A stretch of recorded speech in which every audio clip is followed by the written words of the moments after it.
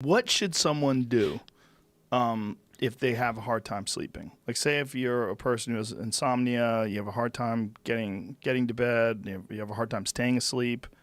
When you wake up, you can't go back to bed. Yeah. Are there strategies? There are. I mean, I think for most people, there are 5 things that you can do just out the gate to get better sleep. Regularity is probably the most important thing I can tell you. Go to bed at the same time, wake up at the same time, no matter whether it's the weekend, weekday. Regularity is key. We've spoken about light. For example, when you, in the last hour before bed, try to stay away from screens, but also just switch off half the lights in the house. You would be surprised at how soporific that is. It really starts to sort of make you feel a bit more drowsy. They've done some great studies where they would take people out, into the Rockies, no electric light, no electricity whatsoever. And they started to go to bed 2 hours earlier than their acclaimed natural bedtime. It wasn't just because they didn't have anything necessarily to do. It was that their melatonin was rising, 2 hours earlier. So keep it dark. The third is probably keep it cool. Your brain actually needs to drop its temperature by about 2 to 3 degrees Fahrenheit to initiate sleep. And that's the reason that you will always find it easier to fall asleep in a room that's too cold than too hot. I've seen people use cold pads. Yeah. Have you seen those? You sleep on these cold pads? What do you think of those? Yeah, I mean, the evidence is pretty good that cooling the body actually works. They've, in the book, I write about a series of studies where they had people in, it's almost like a wetsuit, but it has all of these veins running through it. And they could actually perfuse warm or cold water into any part of the body, hands, core of the body, feet. And so that you could exquisitely manipulate the temperature of any part of the body. And what they found is that they could effectively cool the body down, and it instantaneously made people fall asleep faster, and it gave them deep non-REM sleep, that sort of restorative sleep for the body. So, and you can even look at studies where people sleep semi-naked, and that also seems to improve their sleep, and they get a little bit more deep sleep too. So cold is better. The paradox here, though, is that you need to warm your feet and your hands to kind of charm the blood away from your core out to the surface and radiate that heat. Really? So you should go to sleep with socks and gloves on? Yeah. Or better still, have a hot bath. Evidence here, too, that I discuss where people say, I get out of a hot bath, I feel nice and toasty, I'm relaxed, and that's why I fall asleep. It's the opposite. When you get into a bath, you get vasodilation. You sort of get rosy cheeks, red skin. All of the blood rushes to the surface. You get out of the bath, and you have this massive thermal dump of heat that just evacuates from the body. Your core body temperature plummets, and that's why you sleep better. So you can hack the system very easily. Wow. So your core body temperature plummets, and that's what makes you sleep easier. Yeah.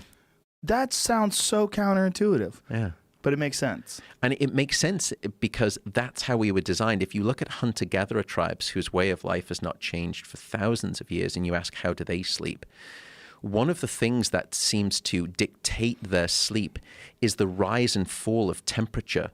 Temperature is at its lowest in the nadir of the night, 3 or 4 in the morning. And as that temperature, that climate temperature starts to drop, that's when they start to get drowsy, as if temperature is just sort of signaling to the brain, now it's time to sleep. So light as well as temperature are 2 key triggers to help you get better sleep.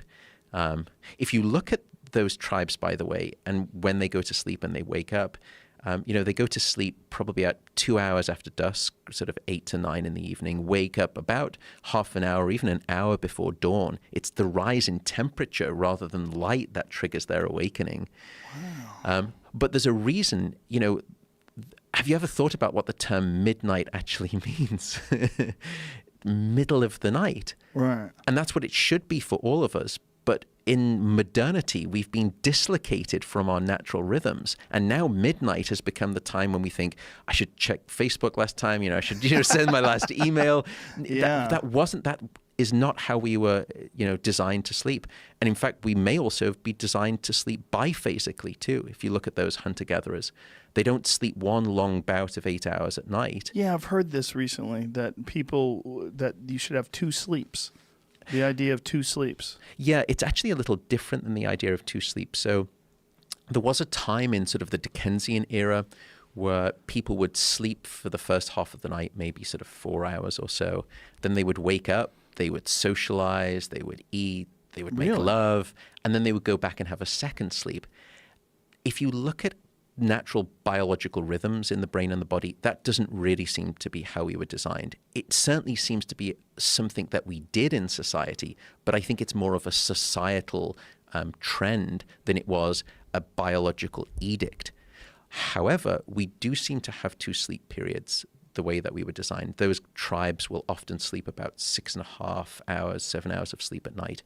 And then, especially in the summer, they'll have that siesta-like behavior in the afternoon. And all of us have that. Sort of this, what's called the postprandial dip in alertness, just means after lunch. And if I measure your brainwave activity with electrodes, I can see a drop in your physiological alertness somewhere between 2 to 4 p.m. in the afternoon. But is that dependent on diet? It's not. People think it is, especially after they've had a heavy lunch. Yeah. You can actually just have people fast and sort of, fasting for long periods of time actually makes your sleep much worse. But you can have people abstain from lunch and you still get that drop. So it's independent of food. It's a genetically hardwired, pre-programmed drop that suggests we should be sleeping biphasically. But is that dependent upon their standard diet? Because if someone is on a carbohydrate-rich diet, a lot of times you do get that spike, Yeah. and then you crash. But when people are on low-carb and high-fat diets, they don't get that, and they tend to be more even with their energy through the day. Yeah. So yeah, that sort of more constant release of energy can actually help you sort of almost combat that lull. But that lull exists no matter what. Exactly. So even if you don't think it exists, it's there. It's still present. Interesting. So why did they do that in the Dickens era? Why did they? What is there a root cause of their double sleep thing? We don't know. I mean, it's hard to sort of really go back. Fascinating. It's incredible. That was a trend. Yeah, that it was a movement. That they would just wake up and do things, and yeah, maybe it's because they didn't have TV. And they didn't know what to do with themselves. Yeah. Well, sounds like they did some pretty interesting things, which were nice. But yeah. yeah. Well,